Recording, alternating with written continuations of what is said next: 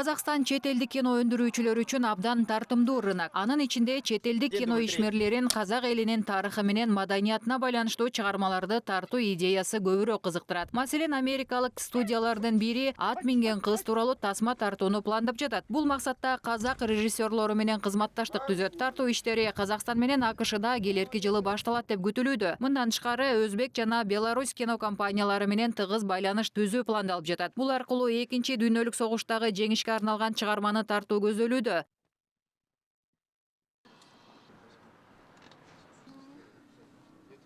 Мы установили уже хорошую такую дружбу, сотрудничество с двумя ведущими кинематографистами Сенегала и Марокко, которые являются один.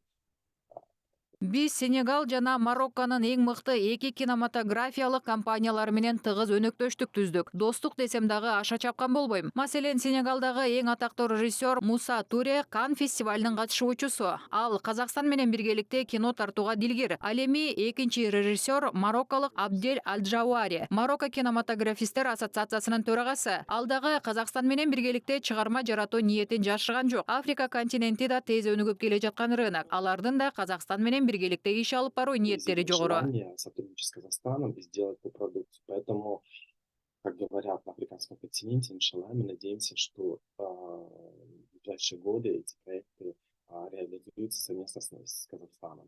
Эске сала кетсек, Казакстанда Кытай менен биргелешкен долбоорлорду ишке ашырган. 2019-жылы композитор тасмасы экранга чыккан. Ал эми 2020-жылы жылкы уурдагандар, убакыт жолдору тасмасы Жапония менен бирге тартылган. Быйылкы жылы көгүлтүр экранга Казакстан менен Грузия каармандарынын биргелешип тарткан фильми жарык көрдү.